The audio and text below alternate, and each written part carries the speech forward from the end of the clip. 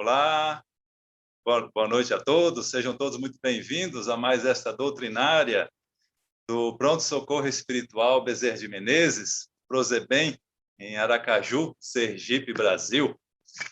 Hoje trataremos de um assunto muito necessário para a atualidade. E eu vou ler uma pequena historinha desse livro aqui, Histórias que Ninguém Contou, Conselhos que Ninguém Deu, de Melcíades José de Brito, que a história é justamente sobre o amparo do alto. Conta ele: atendendo ao pedido de seus apóstolos, Jesus, certa noite, visitou um homem que se achava em situação de muito sofrimento. Era um irmão com idade de 32 anos, que morava em humilde choupana, onde se percebia a carência do necessário à sua sobrevivência. Doente e sem ninguém para ajudá-lo, o homem sentiu um grande alívio quando Jesus penetrou o recinto onde se encontrava e o saudou com voz de paz. O mestre, comovido com a situação de penúria daquela casa diante das rogativas de seus apóstolos, perguntou-lhe: que queres que te faça? Senhor, tenho sede, disse o homem. O mestre, colhendo uma lágrima que descia dos olhos do doente, transformou-a em um refrescante copo d'água. O homem avidamente bebeu. Senhor, tenho fome. O mestre, apanhando uma pedra que se achava no chão, próxima ao enfermo, transformou-a num pão, que foi rapidamente consumido pelo homem.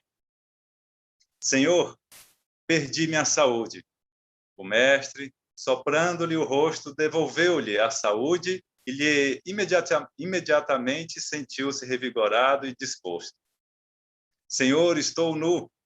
O mestre, de posse de uma flor colhida em lugar próximo, ordenou que a mesma se transformasse numa vestimenta que ofertou ao homem. Superados todos os sofrimentos que afligiam aquele homem, Jesus e seus apóstolos abençoaram aquela casa e se dispuseram a sair, quando ele ainda fez um pedido: Senhor, permite que eu vá ao quintal e te traga novas pedras para que as transforme em pães, pois nada tenho para o meu sustento. E assim foi feito, de modo que, ao sair dali, Jesus deixou um enorme cesto repleto de pães. O ex-sofredor teve uma noite de sono reconfortante e feliz. Amanheceu o dia e ele, muito disposto, buscou o cesto de pão e se alimentou como quis. Foi até a porta, olhou adiante, viu seus vizinhos saindo para o trabalho e pensou: para que trabalhar se tenho sustento para vários dias? Deitou-se preguiçosamente na rede e dormiu. Dormiu o dia todo, comodamente realizado. Acordou, já era alta hora da noite, sentindo muita fome. Ao tentar se levantar, sentiu dores profundas. Aturdido, constatou o inesperado: a doença voltara. Quis sair e deparou-se com nova surpresa: estava nu. A vestimenta desaparecera. Com esforço, pegou um pão do cesto e o mordeu para matar a fome. Uma grande dor maltratou-lhe os dentes. Ao invés de pão, havia mordido uma pedra. Olhou, viu o cesto repleto de pães, retirou outros, mordeu e a cena se repetiu. Provou todos os pães e todos eram novamente pedras. Ele ficou revoltado. Fora enganado, pensou.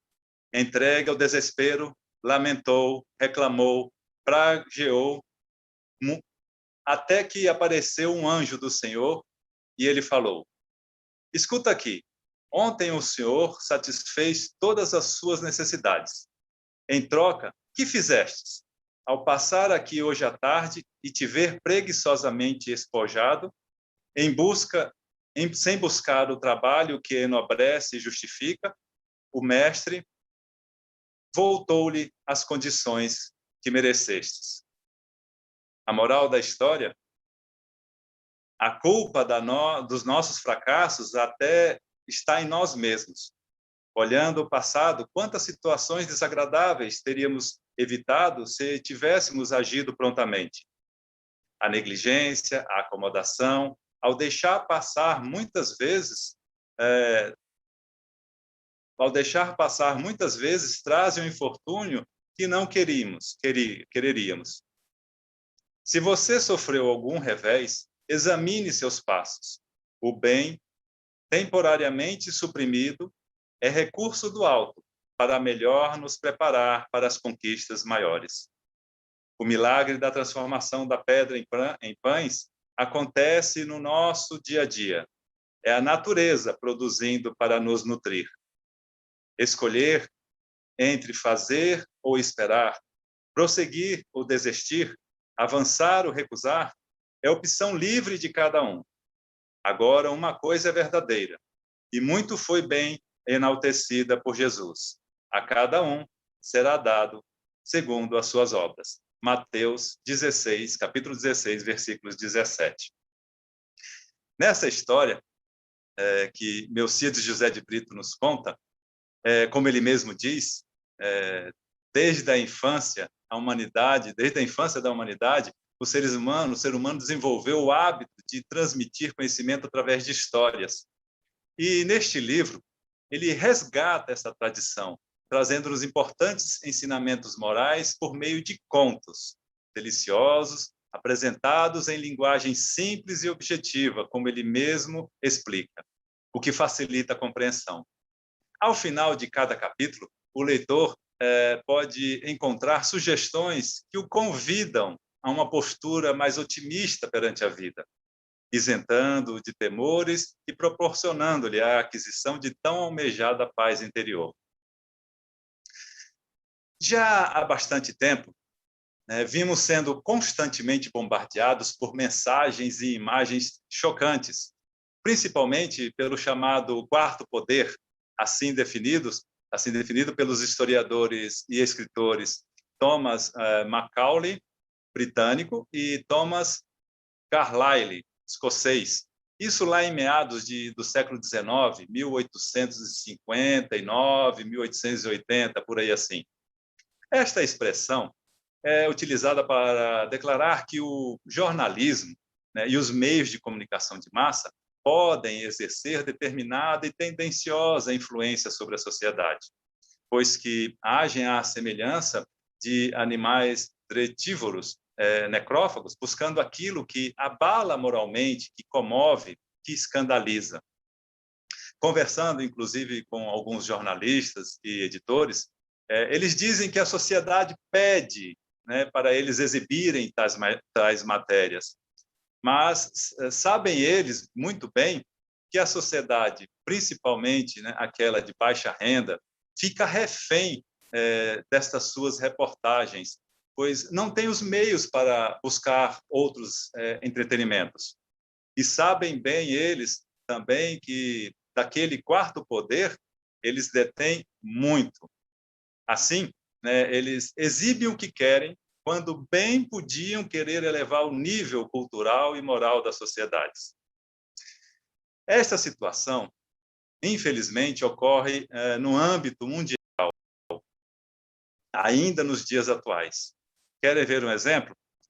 Quanto tempo estão dispensando nos noticiários a essa questão geopolítica mundial no assunto da OTAN versus Rússia e China lá na Ucrânia, levando várias pessoas a terem tensão nervosa, apreensão, a angústia, estresse e até mesmo a depressão, porque veem-se sob o risco de um novo grande conflito armado mundial. São questões movidas no que podem ser traduzidas em poucas palavras. Por exemplo, egoísmo, arrogância, ganância, prepotência de ambos os lados. Algumas pessoas podem estar até se perguntando o que nós podemos fazer com relação a isso. Sozinhos, talvez muito pouco, mas um pouco que pode fazer a diferença quando se torna um exemplo para os demais, para que os que estão à nossa volta, estes que passam maior parte do tempo junto a nós, possam agir sob a mesma bandeira do bem. cada um agindo sob essa forma, servindo de exemplo ao próximo em relação ao bem, tais questões sociais, sejam elas macro ou mundiais, né, ou micro, no que concerne ao pessoal, à família, ou dentro de um pequeno grupo social, refletem o que a maioria de nós ainda traz em sua consciência, em seu coração. Se estamos afinados com aquela tendência de degradação, de degeneração, de violência, de guerras, né? Ou seja, trazemos em nossos corações o egoísmo, a arrogância, a ganância, a prepotência, estamos afinados com eles.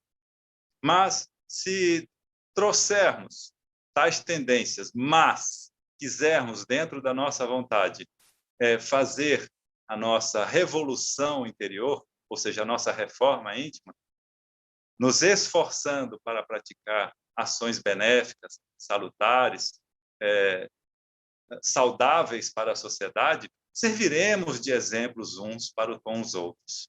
E logo veremos a transformação social que tanto queremos para o bem.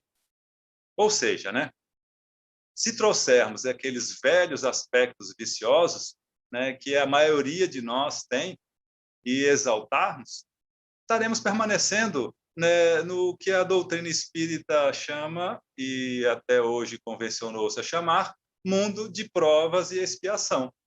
Manteremos esse padrão vibratório de um mundo de provas e expiações.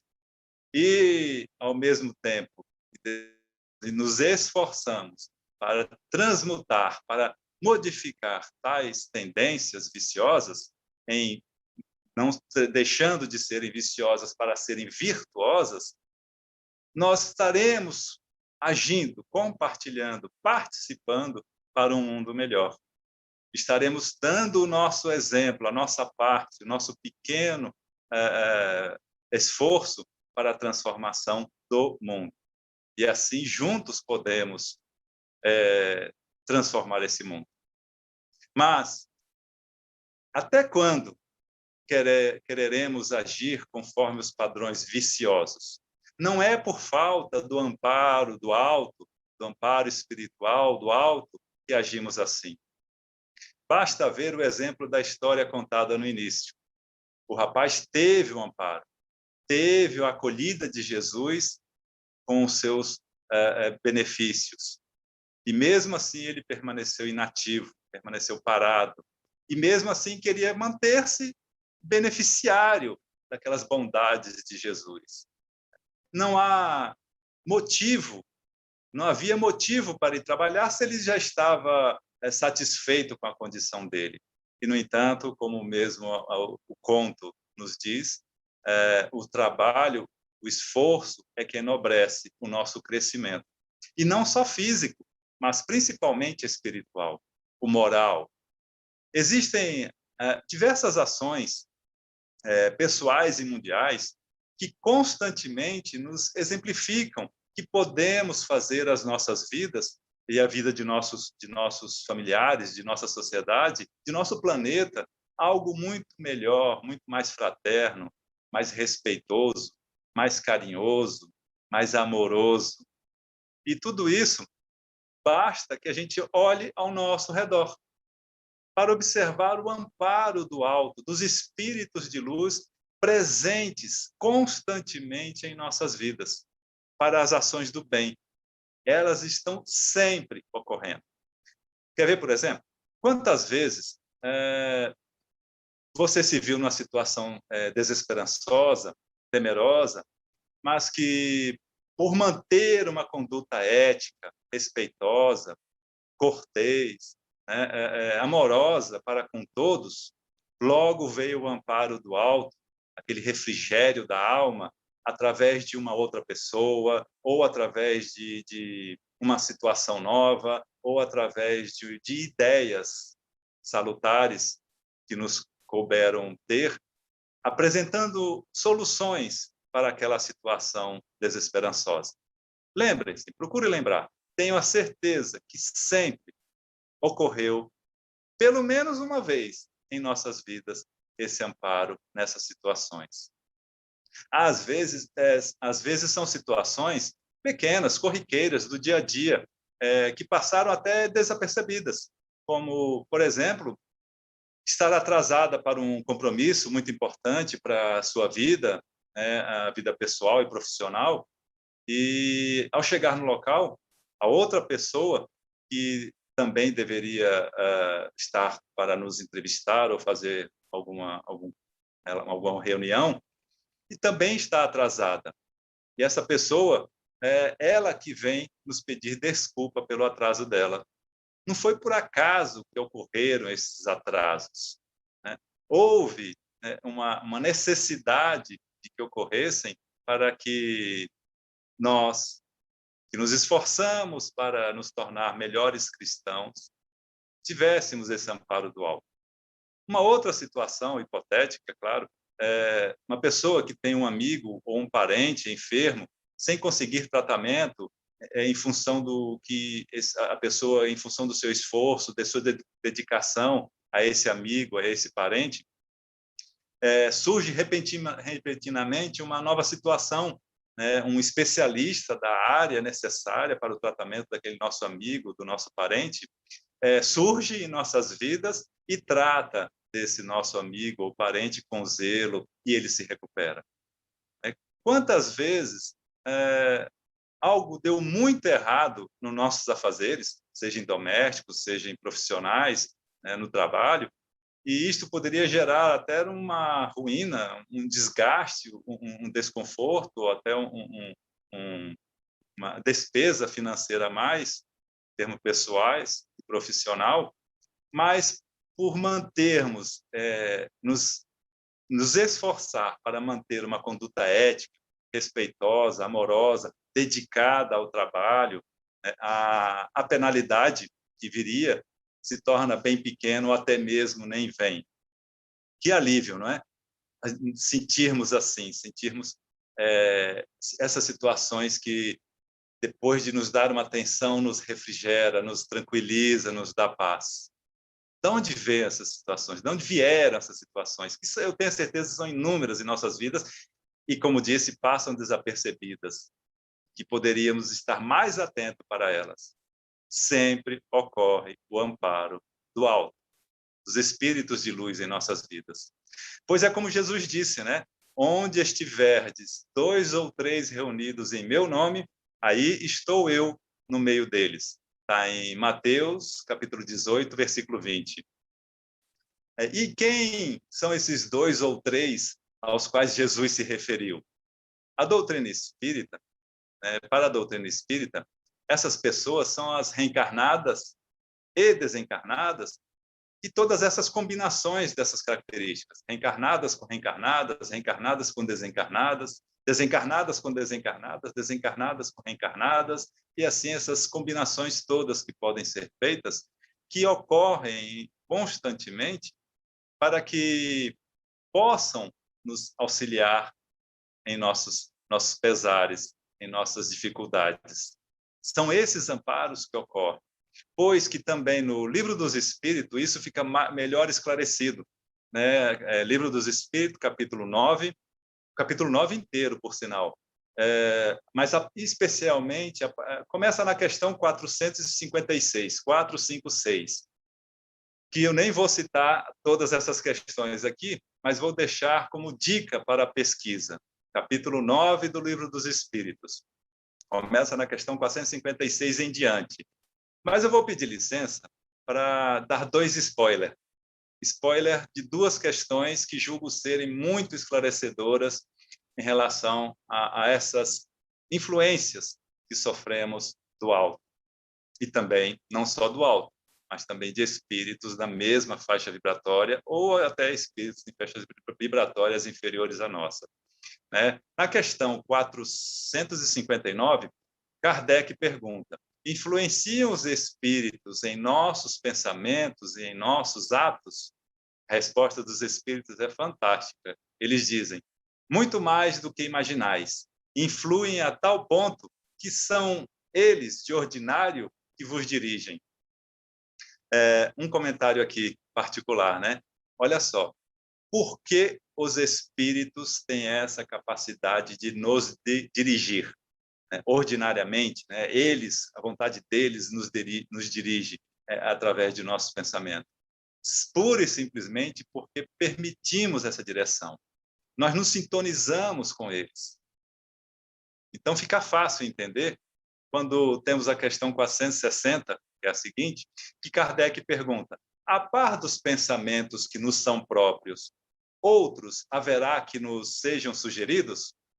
A resposta é: vossa alma é um espírito que pensa. No conjunto deles, dos pensamentos, estão sempre a mistura dos vossos com os nossos. Daí a incerteza em que vos vedes, quando é um pensamento nosso ou quando é um pensamento dos espíritos.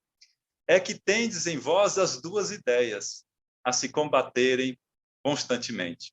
E decide a nós, cabe a nós, o nosso livre-arbítrio, tomar a decisão de qual pensamento tomar, de acordo com as nossas afinidades. Então, nós não estamos reunidos, né, constantemente com 2 ou 3, como Jesus citou na parábola. E é uma forma alegórica de dizer, mas estamos reunidos constantemente com muito mais pessoas, estejam elas encarnadas, reencarnadas ou desencarnadas, do que possamos imaginar. Mas o mais importante daquela passagem de Jesus, daquela frase de Jesus, é o que vem no seguinte trecho: reunidos em meu nome, aí estou eu no meio deles. Reunidos em meu nome, aí estou eu no meio deles. Aí vem a pergunta, né? A pergunta final. Esta reunião corriqueira, constante, que nós fazemos no nosso dia a dia, em pensamentos, palavras e ações, está em nome de quem? Está em sintonia com quem? Vou reformular para deixar um pouco mais claro. Em que estamos pensando? Em que estamos falando? Em que estamos agindo? Em nome de quem estamos nos pronunciando, nos falando, nos agindo, nos pensando? Nossos pensamentos estão sintonizados com quem? Né? São estas ações, esses pensamentos, essas palavras, essas ações que nos dirigem e nos permitem que os espíritos simpáticos a estes pensamentos, palavras e ações nos dirijam ordinariamente, de forma ordinária, né? De forma mandativa, e a gente permite que eles interfiram em nossas vidas. Possam ser eles obsessores do passado, a quem fizemos mal, ou não. Possam simplesmente eles serem espíritos afinados com a mesma forma de pensamentos, palavras e ações que estamos expressando. Em nome de quem estamos em sintonia? Né? Com quem estiverdes sintonizados, é deles que receberá o amparo. Se for com o alto, será amparo do alto. Se for do mesmo nível, amparo do mesmo nível. Se for do baixo, será amparo do baixo.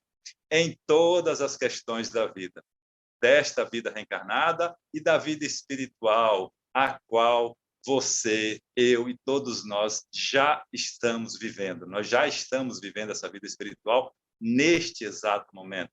Enquanto estamos aqui, agora, encarnados, nós já estamos vivendo a vida espiritual.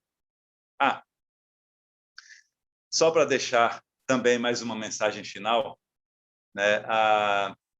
Existem centenas de milhares de pessoas ao redor do mundo que sozinhas ou em grupos estão trabalhando constantemente para a paz mundial, para o restabelecimento do equilíbrio em nosso meio ambiente, para promover a alegria, a harmonia, o respeito, o amor entre todas as pessoas desse nosso planeta.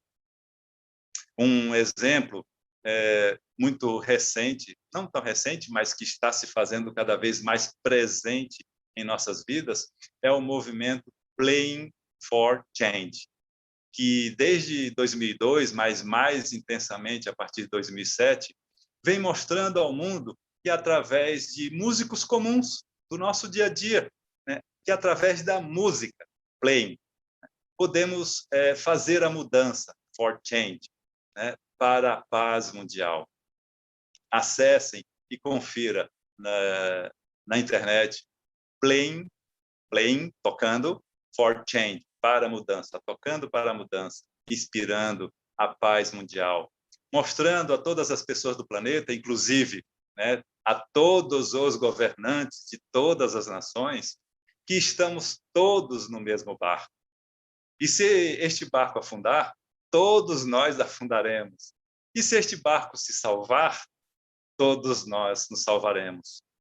É no âmbito pessoal que ocorre isso mesmo, no foro íntimo que ocorre a transformação do mundo. O amparo do alto é constante em nossas vidas. Playing for Change, ela começou com esse intuito de querer promover a música, a musicalidade entre todas as pessoas. E começaram-se Mark Johnson e Whitney Crank, dois produtores de vídeo, que começaram a rodar pelo mundo atrás de músicos e músicas, mostrando as culturas, as diversas culturas que existem pelo mundo afora. E gravando em vídeo, cada um num dado momento específico. Até que, em 2005, o Mark Johnson, caminhando lá em Santa Mônica, na Califórnia, ele ouviu Roger Ridley, um famoso cantor estadunidense, uma voz maravilhosa, um cantor de rua, por sinal, mas muito famoso em Santa Mônica, e cantando e tocando a música Stand By Me. E teve a ideia, né? Por que então, que é uma música mundialmente conhecida, por que então não colocar estes músicos anônimos do mundo tocando a mesma música e fazer uma mixagem ali de imagem e som, mostrando como essa música interage e harmoniza o mundo, como a música em si, né, interage e harmoniza a paz mundial em todos.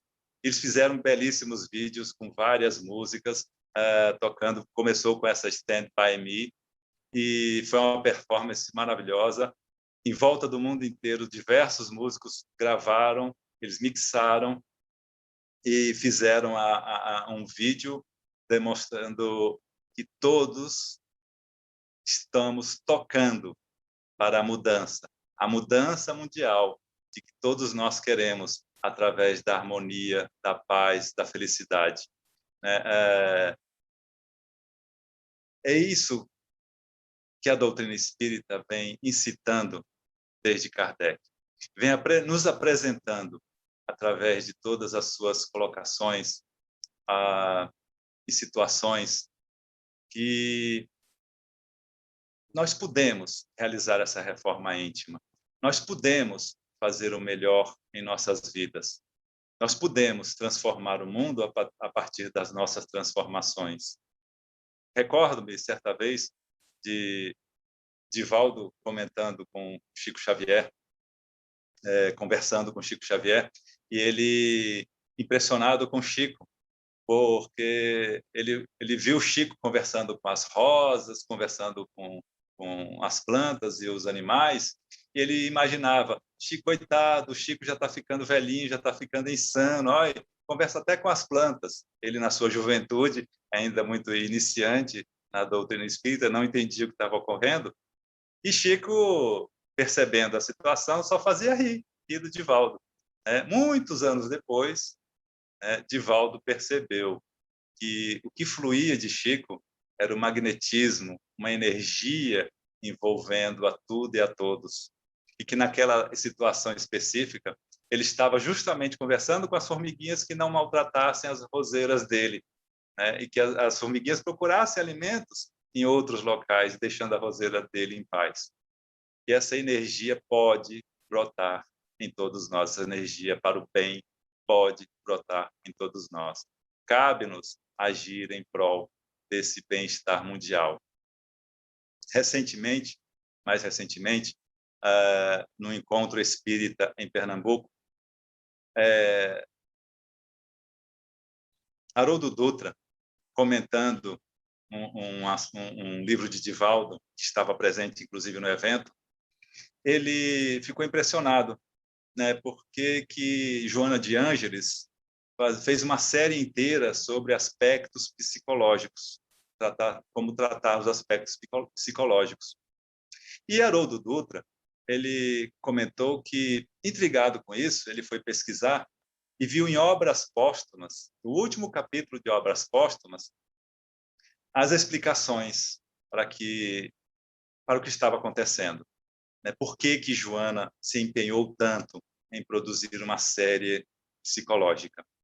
Conta Haroldo que nesse último capítulo os espíritos deixam claro, né, os sinais da mudança que ocorrem na sociedade no período de transição daquele no qual estamos vivendo. Então conta lá Haroldo que no último capítulo de Obras Póstumas, os espíritos denotam uma grande força presente, força de espíritos deletérios, espíritos viciosos, presente no mundo físico, no nosso mundo físico, atuando em nós, influenciando as nossas maneiras de ser, nos reencarnados. Eles, com suas tendências viciosas, incitando a todos nós aos vícios também, incitando a prática exacerbada do egoísmo, da ambição, da vaidade, né, do apego material e por aí afora.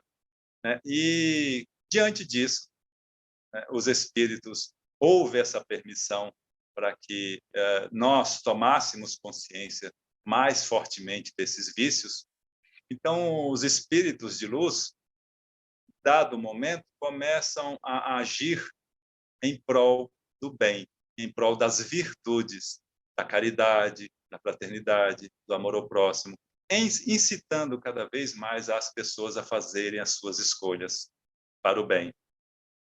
E nesse aspecto, quando os espíritos ignorantes do bem começaram a perceber que estavam perdendo o terreno para os espíritos de luz, eles entraram em desespero e começaram a influenciar cada vez mais intensamente a todos nós, espíritos reencarnados, e até os espíritos desencarnados no plano espiritual, para que se desvirtuassem do bem. E houve, então, essa grande força, e ele está, conforme Haroldo disse, ocorrendo ainda, que nos leva a imaginar esta vida como sendo única e a última. Há situações de vida onde a pessoa pensa mais em ter do que em ser. Né? Há situações de ganância, há situações de ambição, há situações de egoísmo. E isso, de certa forma, deixa as pessoas mais estressadas, mais entrando em depressão. Por isso, a série psicológica de Joana, para que trabalhássemos mais esses aspectos emocionais, psicoemocionais em nós, e entendêssemos que passa-se por um momento que é necessário essa tomada de consciência em nossas vidas. Necessário que entendamos a razão de estarmos aqui e que a razão é única. Que saibamos tomar consciência de nosso processo evolutivo. Que saibamos tomar as nossas decisões. Que tomemos as rédeas das nossas vidas para que possamos direcionar a nossa evolução para o bem. É esse caminho, é essa necessidade que todos nós estamos aqui passando. Para sabermos distinguir, discernir entre o que é bom e o que é mal, o que é bem e o que é ruim para as nossas vidas. E para, assim, agindo para com a nossa vida, principalmente a vida espiritual, pois, como disse, nós já a estamos vivendo. Nesse exato momento, nós já estamos vivendo a vida espiritual. Não só para a vida física, mas principalmente para a vida espiritual, o que é bom para ela. que saibamos fazer essas escolhas, para que tomemos essas rédeas de regular as nossas vontades, os nossos pensamentos, as nossas palavras, as nossas ações. E saibamos discernir que caminho tomar. Esse é um processo de aprendizado, esse é um processo de evolução espiritual. E que a doutrina espírita exemplifica e explica para que tomemos consciência de que está em nós, em nossas mãos, cuidar de nossas vidas. Com isso, né, aquela visão imediatista, materialista da vida se dilui, se desintegra. E percebemos a grandiosidade da nossa vida espiritual, dos seres eternos que nós somos, que existe não só um mundo, mas centenas de milhares de mundos à frente para que podemos habitar. Mas aí podem perguntar, mas por que isso, Luiz? Com uma única razão. Imaginemos, nós evoluímos espiritualmente, gradativamente, e um dia seremos espíritos de luz. Todos nós, com certeza. Uns mais cedo, outros mais tarde, mas seremos espíritos de luz. Quando formos espíritos de luz, qual é a função, o trabalho que enobrece o espírito de luz? Auxiliar os irmãos que ficaram para trás, que ainda não descobriram o caminho da evolução espiritual, que ainda jazem na ignorância da vida espiritual, permanecendo presos, tolhidos, sofredores nas vidas, pensando somente na vida material. Como nós poderíamos chegar para auxiliá-los se já não tivéssemos passado por tais experiências? Pensa o seguinte, a vida de um professor. Como é que o professor vai falar de uma matéria se ele não estudou aquilo, se ele não vivenciou, não praticou aquilo, aquela matéria que ele ensina? O que ele vai ter para passar? O que ele vai ter para ensinar, para auxiliar os seus alunos a progredirem conforme os seus esforços? Nada. Ele precisa, antes de ser professor, ser aluno e passar por todas aquelas situações para que aprenda nas vivências, aprenda através do esforço próprio, do estudo, a lidar com essas situações.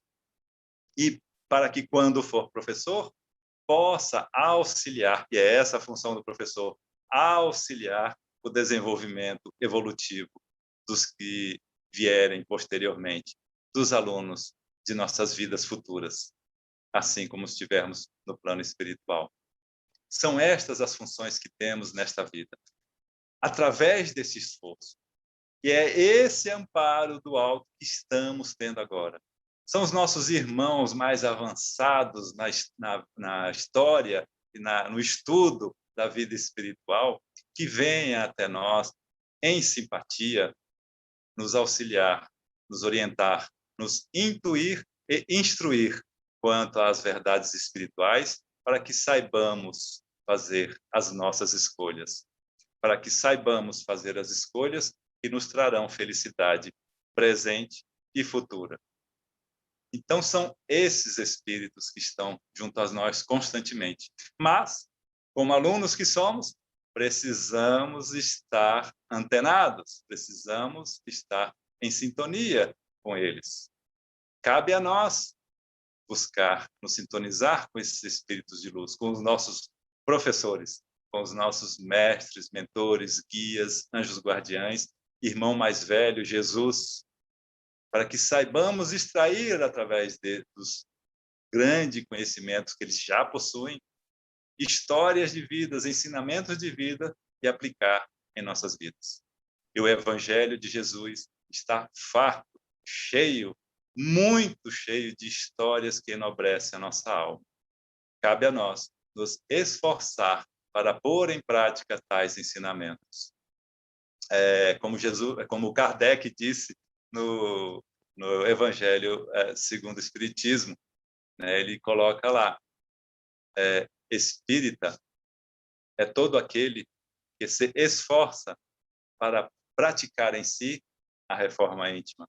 Eu já digo até um pouco melhor, um pouco mais amplo, né? Não melhor, mas mais amplo essa questão. Eu digo cristão é todo aquele que se esforça para pôr em prática na sua vida os ensinamentos cristãos, os ensinamentos, exemplos que Cristo nos deu ao longo de sua jornada evolutiva aqui nesse planeta. Cabe a nós, através dos nossos esforços, da nossa vontade, da nossa perseverança, principalmente da nossa sintonia com os espíritos do alto, através de bons pensamentos, através de boas palavras, através de boas ações, estar presente, aptos a receber este conhecimento. Cabe a nós, está em nossas mãos, na mão de cada um de nós, executar essa tarefa evolutiva que nos cabe. É essa mensagem que deixo para o dia de hoje, para que reflitamos e procuremos nos esforçar cada vez mais, fazendo uma autoanálise, a autoanálise que Haroldo sugere durante aquele evento. A autoanálise de refletir quem nós somos, do que nós gostamos, do que nós queremos para nós, para nossos familiares, para nossos amigos, para a sociedade na qual estamos inseridos e para o mundo do qual fazemos parte. Pensando naquela frase de uma professora inglesa que, em 1958, pronunciou e que hoje em dia atribuem a Gandhi, mas é dessa professora. Sejamos nós a transformação que queremos ver no mundo. Queremos um mundo de luz, de paz, de harmonia? Então sejamos nós em nossas ações, seres de luz, de paz, de harmonia para com todos em nossas vidas. Muito obrigado a todos e que tenhamos grandes e maravilhosos aprendizados e, principalmente, postos em práticas os ensinamentos de Jesus em nossas vidas. Que assim seja.